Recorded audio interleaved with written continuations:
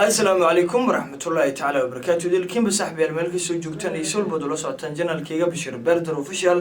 كسر واد مقال كلي عجيبة يربحنا دي شكوين كي عادي قبرتين انتان رقود انجليون حاسين حريس له اذن كقوع سنة يا سحبدي دغيما بدن انا سبسكرايب جريسان لا سعوتان لا جريسان او كومنت جريسان شكوين كي وربحنا دا كلا دوان ان هلكن ديسو ديغو كسر واد وربحنا عجيبة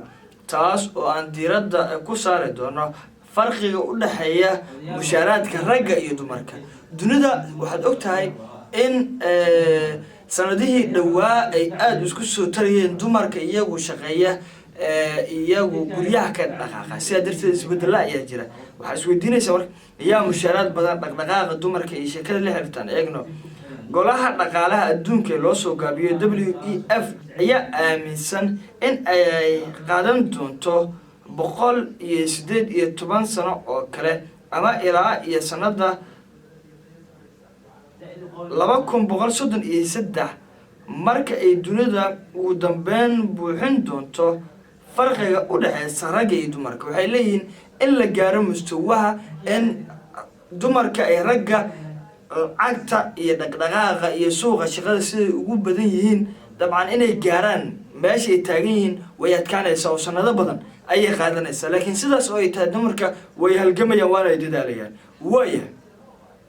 dumarka haatan waxa ay helaan cadadka ay raggu qaadan jireen sanadii 2006 warbixintan laga soo xigtay WEF ayaana sidaa iyadu oranaysa warbixinta ayaa sheegaysa in uu hakad ku yimid sidii yaraanshaha farqiga sanadihii ugu dambeeyay xilli dumarka aad ay u tira bateen isla markaana ay ku soo biirayaan gobaha shaqada waaba idin sheego gobaha shaqada dumarka way ku soo badanayaan oo waxaad arkaysaa dhaqdhaqaaqay saameynta leeyihiin salaano kale markii laga tago waayo kale ama muddo dheer kadib markii loo eego kale waxa laga yaabaa gobaha shaqada xafiisyada noocyada kala duwan ee shaqada kale in raggu ay yihiin oo kale majority-ga dumarkana ay yihiin minority oo laga yaabo in goobtan shaqada ay joogaan oo kale 30 rag oo kale laga yaabo hal qof oo dumar in ay joogto marka waxa leeyahay way soo badanayaan dumarka gobaha shaqada ku soo biiray waaya dhabtii ku dhawaad 1 milyan dumar ayaa haatan ka howlgala gobaha shaqada inta ay ahayd 10 sano ka hor 10 sano ka hor inta ay ahaan jirtay wax badan iska bedelay waxa leeyahay ku dhawaad 1 milyan dumar ayaa haatan iyagu ka howlgala gobaha shaqada inta ay ahaan jireen 10 sano ka hor 10 sano inta ay ahaan jireen ka hor 1 bilyan ku soo biiray waaya dalal kala duwan oo haatan dumarka ay wax bartaan isla markaana jaamacadaha ayaa soo kale la warinayaa inay ku badan yihiin marka loo eego ragga xaqiiqada tani kama turjumayso in dumarka ay badan yihiin oo ay buuxiyeen kaalin ahaan xirfadaha jagooyinka hogaaminta saameyn leeyihiin laakiin waxa leeyahay ragga kuma saameynaa xitaa waxbarashada hadii laga hadlo waaya warbixinta WEF ayaa lagu eegayaa in ragga iyo dumarka ay leeyihiin xaq isku miisman waxa leeyahay ragga iyo dumarka isku xaq ayay noqdeen ma jirto qofkan waa dumar iyo lagu yareeyo mushaaraadka iyo rag waaye loo badiyo ma jirtaa leeyahay waxa leeyahay waa isku xaq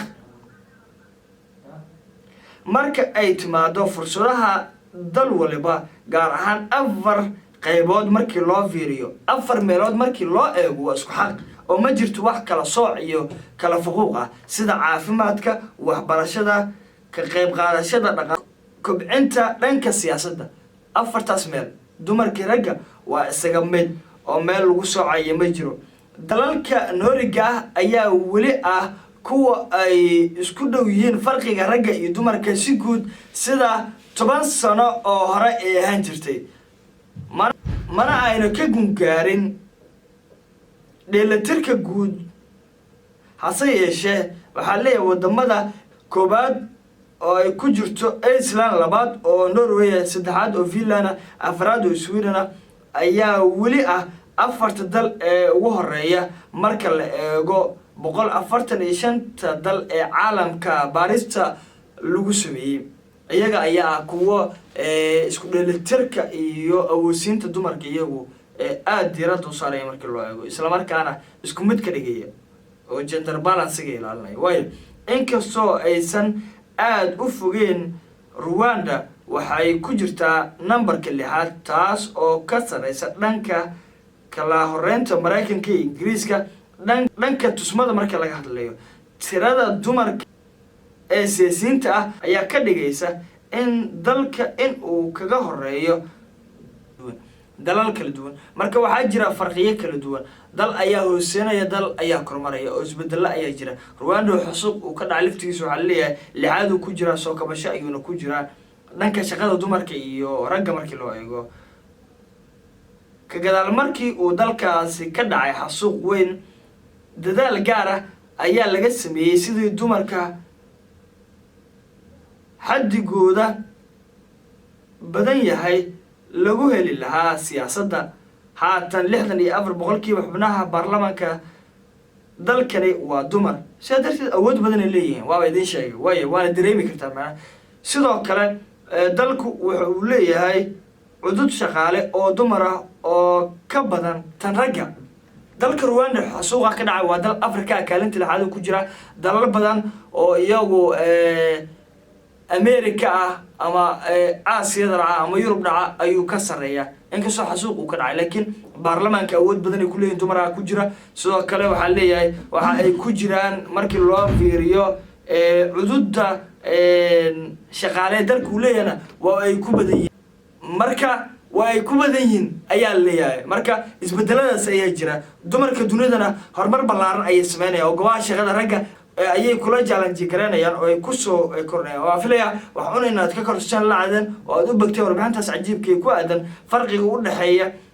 mushaaraadka ragga iyo dumarka oo kubac badan oo goobaha shaqada iyo waxbarashada iyo siyaasadda ay dumarka sameynayaan. kol hore guryahay ku xirnaayeen, laakiin markan waa ay ka baxeen dumarka oo waxay kuwa force oo sameynaya horena u socda, raggana doonaya inay goobaha shaqada ka saaraan oo ay kuusaan. waayo intaas ku soo gabagabeynaya barnaamijkan xiisaha badan. fadlan subscribe garay, like garay oo comment garay sheekooyinkii warbixinada aan channelkiiga Bashir Bernard radio soo dhigay. tan iyo kulanka dambe saaxiibayaal, sidaas iyo nabadgelyo. Here we go.